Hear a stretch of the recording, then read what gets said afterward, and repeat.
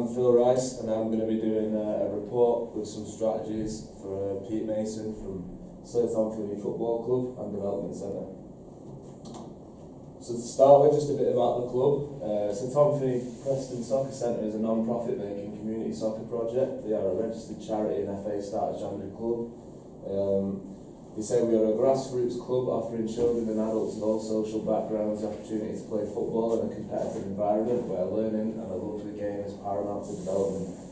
Based in Preston at UCLAN Sports Arena, they offer high playing facilities for all participants to ensure a valuable experience. So a bit about how they operate. There's two separate sections with the TL3169 Football Club, and they have the Development Centre where I've coached previously.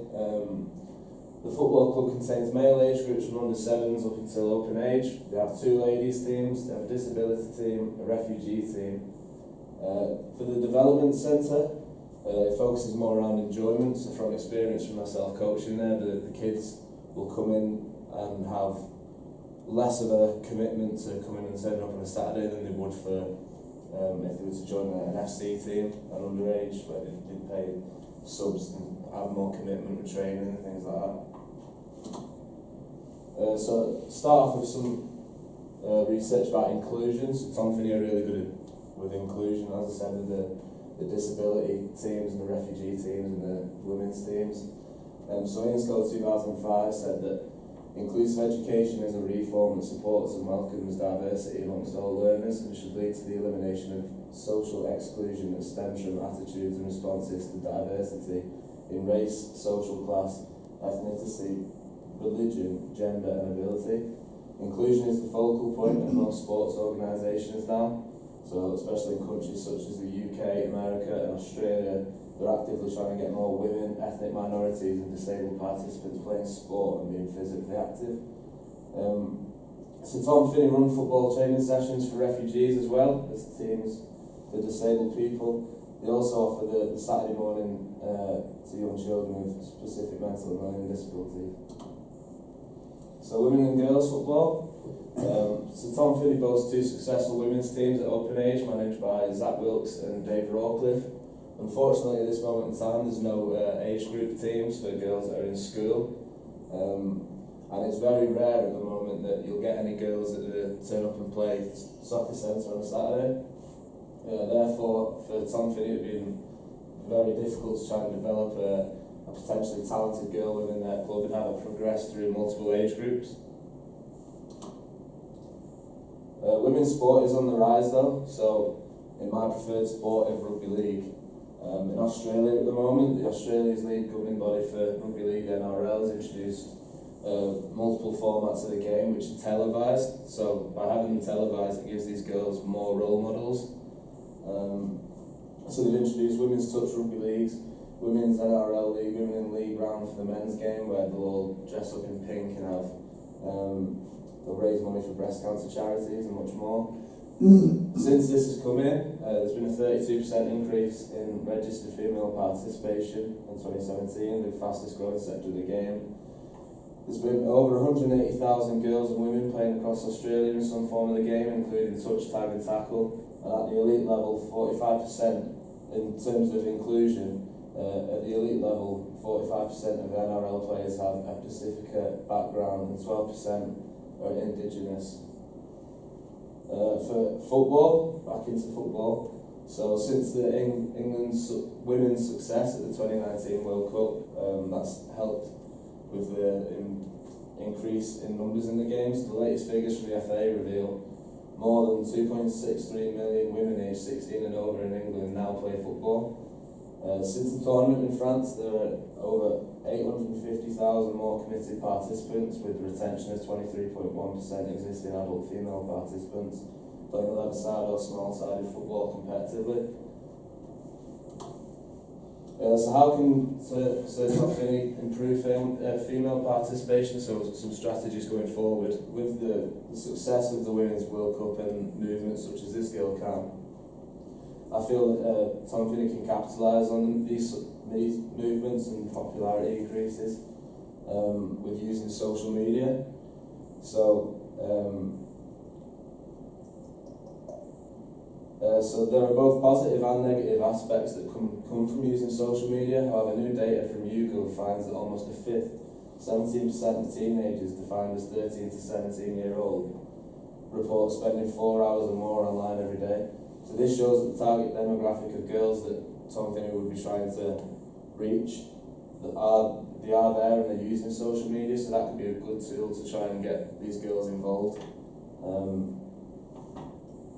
We could also, so Tom Finney, similar to the soccer centre, we could try and have turn up and play sessions that are maybe female only.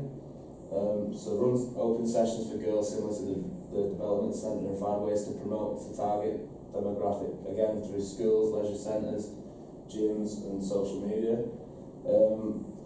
Potential barriers that might be in place that might be stopping females from taking part in football could be a lack of suitable facilities or weather, mixed gender participation. A lot of females might not want to come and play football if it's going to be a mixed gender training session. Might not feel comfortable if there's men and women there, girls and boys. I'm feeling unsafe. That comes from CAN 2015. Competitive and recreational sport is one source of physical activity. Only 25% of women participate in sport compared to 43% of men. So with the numbers being down there, I think that using social media, the target demographic are there and could come if we reach them through social media. That's how I feel. So this is about the effectiveness of the talent development for the female participants and the talent pathway. So this is the FA Girls England Talent Pathway from 2016 and 17. The programme is effective for women's football and allows females a platform to play football and develop onto the FA Girls Talent Pathway. However, due to not having any girls-only teams for during school and adolescent years, they have no ability to develop their own players and allow them to get onto the FA Girls Talent Pathways from younger ages, like what young lads would do. So the areas that we could possibly develop within the girls' football and with the athletes could be around social aspects. So if we were to use social media to put these sessions on for the girls, once we have them, it'd be just the same as the turn up and play sessions where the focus is on developing key personal skills such as communication, self-esteem and teamwork. Allowing the girls to work in teams and make friends can remove potential barriers such as anxiety, feeling excluded, not having any friends, and increasing the enjoyment levels of the participants and making them feel more comfortable to keep playing. Some other bits we've identified could be for when we're coaching these girls would be to teach them about fair play, accept responsibility for their actions, values and beliefs, appropriate behaviours and personal and group responsibilities in teamwork and things like that. So the refugee football, talking about inclusion again, which Tom Finney are very good at. The refugee football, it's the first of 167 FA grassroots clubs across England. The University of Central Lancashire and Tom Finney Football Club have been providing weekly football sessions for local refugees since October 2017. The sessions have grown from 8 people at the start to now over 40 participants of different ages and nationalities, helping the refugees to settle into the community and meet people with similar experiences. How can the refugee experience be further improved? So as I said, they do a terrific job with inclusivity in general, with women's football, disability and now refugees. The club have said that the team is targeted to those individuals who have sought asylum in this country. They strongly believe that everyone deserves a fair chance to be involved in the beautiful game, no matter what the background is. One of the things with refugees might be that with having no natural sense of community for the refugee men and women, it's important that organisations such as yourselves use football as a tool and sport as a tool in general to allow participants to get to know each other and find their sort of sense of community within themselves, with like a common theme of liking football and playing football. So a couple of the barriers that might make it a bit more difficult for Tom Finney. So there'd be language barriers. Sports instructors this is for the coaches. Sports instructors are unfamiliar with the situation of having to work with groups who do not understand the native language. They tend to speak too fast and give explanations that are too long and too complicated, so the language barrier might be an issue for coaches trying to take these sessions. And a lack of contact and access to the homes and camps of the refugees. So focus group participants report that reaching refugees and establishing stable groups or teams can be challenging. In some countries, training sessions can be offered on the premises of the collective centres themselves, whereas in others, most refugee homes lack the necessary infrastructure. So to combat that, we have them at the sports arena, don't we? Play football in the sports arena, yeah. Yeah, so by having that common place, it might be a bit difficult for. It's the most obvious option because we don't have the facilities around refugee camps and things like that. So by having that at the sports arena, it helps them all sort of be in one place. There's a nice picture of yourself. So some psychosocial factors in talent development. So Gledhill in 2012 identified 22 internal psychological factors that are associated with talent development in football. So there's discipline, self-control, self-awareness, adaptive perfectionism, self-acceptance, task and mastery orientation, commitment, determination, intrinsic motivation, and you can see the rest on the screen, but I've highlighted the ones in red that might be more identifiable in my opinion with the development centre. Because with the coaches at the development centre not having the contact time that they would if they were the coaches at the FC side of things. Obviously their contact time with the players is a lot more with training and match days and things like that. So I just took the ones in red that I would identify with coaching at the development centre, with things like resilience. The coaches might try and include things in the sessions that develop these psychological traits within the players. Fear of failure, psychological well-being, reflective skills and enjoyment, which is a very key one in the turn up and play thing. Another picture of yourself. The talent development models, the player development is all about players learning specific technical skills and beginning to understand tactical play. So with talent identification, aka talent ID, it's not based on merely what the players know at the time of being evaluated, but also his and her ability to learn, develop and progress, and the ability to execute the skills that we are trying to coach them. An infinite number of factors interact with the athlete who, during their learning as well as being instructed in specific skills, automates them and assimilates them in the form of rules and of customs, acquiring values and principles inherent to their own sport. So these are two talent development models. So the one on the far side is currently the German one. So their basic development, they have 4 levels in there: talent, elite, and elite development. So in their level 1, which is basics development, that's aimed with the school age and the kindergarten ages, and then level 2 would it be elite schools of soccer, centres of excellence, talent development associations and programs. Elite development 3 would be junior national teams, licensed associations and elite schools, and the top level 4 would be the national team, international football and Bundesliga. That's their talent pathway in Germany at the moment. Moving on to social factors in talent development.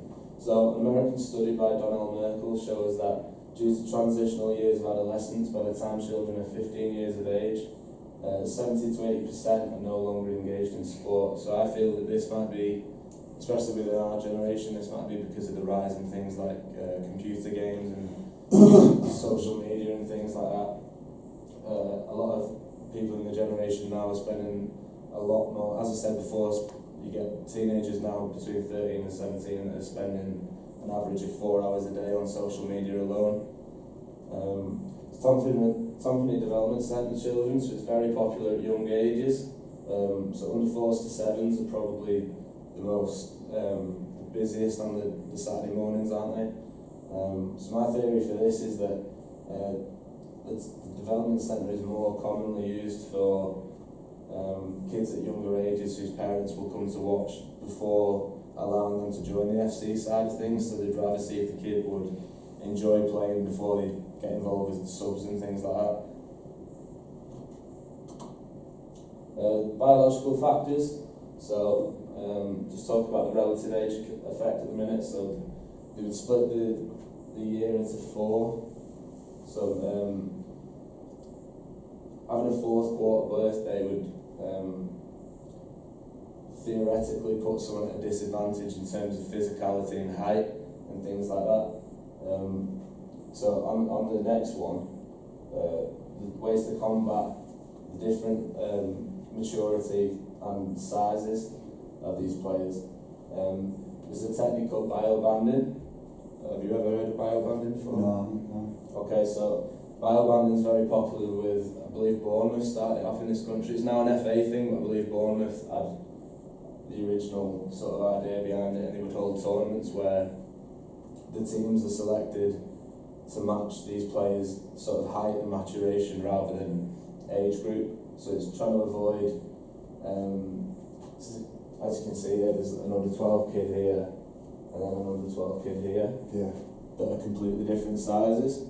So how biobanding might be used would be to put a team together where the 2 similar heights and maturation rather than sort of mismatches all over the field. It's a technique used by multiple clubs, as I said, such as Bournemouth, where sessions are held using groups of players based on similar heights as opposed to dates of birth. It allows some of the physically less dominant participants to have an opportunity to excel without a physical barrier. So biobanding is a Premier League-led technique. The players are banded by maturation. This is due to the fact that maturation is a stronger and more consistent predictor of selection and performance. So due to genetics, players in biobanded games will continue to differ in terms of size and athleticism, but these differences are less than you would see in an age group competition. So it decreases the likelihood of David versus Goliath scenarios where late developing players are pitted against early developers and early maturation participants. That comes from Austin 2019. So Tom Finney could use this effective technique to group players within its football club based outside of just their age groups and allow them to experience the maturation first approach that biobanding comes with, and it will test their players if they're able to excel in that format. This also links to the talent need and trauma theory, where athletes who face difficulties and barriers such as height difference and stuff, they're likely to excel and develop further in the long run. With coach development, so I've had my level 1 FA, I'm a futsal level 1, paid for by Tom Finney, and that's a really good thing that Tom Finney do, because obviously coach development makes their, as it says in the name, develops their coaches. So with us being able to develop and having more experiences and things like that, that only makes us better coaches to come back to you and coach on your behalf with. So the aim is to provide ongoing professional coach education and developmental training for people over the age of 14. So I've also noticed that they do have a young coach program. So there's been a couple in my group past couple of weeks. So it's like kind of a mentoring thing, isn't it? So they're not going to like these 14-year-olds who don't have the qualifications, because I believe it's 16, isn't it, that you have to FA level 1. So it's not like these 14-year-olds are coming in and taking sessions by themselves. It's about sort of them learning under our umbrella sort of within the club, and hopefully from Tom Finney's point of view they'll stay with the club for many years as coaches and develop further. They also aim to assist young people in developing their life skills by enhancing their multicultural awareness, self-discipline and team spirit. So that's the end of the presentation. Thanks for listening. Do you have any questions? Just a couple. First of all, again, thank you very much for that. Very interesting, and an awful lot of information, an awful lot of scope you've done there. Really, really good. A couple of things I've never heard of before, so thank you very much for that. Bit of my development and things like that. You mentioned the social media aspect of utilising social media to get more girls involved in football. Just run by me quickly what that you see that encompassing, because we have used it before, but we put it out to say that we're doing A and B. Is there anything you think that we could actually utilise better, as in targeting? With the social media thing, obviously with the research, I've found that the sort of the target demographic are there to be got at, Right. sort of thing. It's maybe not just social media, it's maybe about, you know, leaving leaflets and posters in places where these girls who are getting the exercise but are choosing to do it in other ways. So if these teenage girls are going to the gym, maybe instead, maybe have some like posters at leisure centres and gyms and things like that saying that we're doing this, because it's another way that you can get at that demographic then. And with social media, I run the UCLAN Rugby League one, so quite often all of our followers are just other teams and stuff. So maybe the reason that so Twitter, for example, if Tom Finney put a tweet on, the likelihood is that these girls aren't following Tom Finney, so they won't see the tweet unless other people in sort of like other Lancs FA or something retweet it. So maybe it's, you could some of your partners like Lancashire FA, you could go with them and ask them to like retweet and share and things like that to get the exposure out there. So instead of just putting it out, and you're right what you say, it goes out on our Twitter, it goes out, and we then rely on others to retweet to hit that target audience, and if they don't, we're not getting anywhere, are we? So it's more targeted approach to actually. Yeah. Thank you. Well, thanks. That's great for me. Have you got anything, John? The bio banding. I feel like it benefits those who's born at a specific time, but what about the player who's technically gifted but has to play a level down because of his size? What do you think about that? Well, it comes with maturation as well, so it's not just on the size, it's maturation. So you still wouldn't, you just, say you've got an under-15s team, you've got a very tall player that's not developed and a really small player that has. The idea is to try and get people in age groups where not age groups, sort of groups when they're training and playing, that they're allowed to excel. Because of the lad who's really tall and small, if there's a header in the air, there's only one winner there, isn't there? Mm-hmm. So you're just trying to even the playing field out so you can, the smaller lad who is developed is playing with a group of players to the point where you can really like play and express himself and he stands out. So it's, I suppose the recent FA directive about heading or not heading will change things a little bit.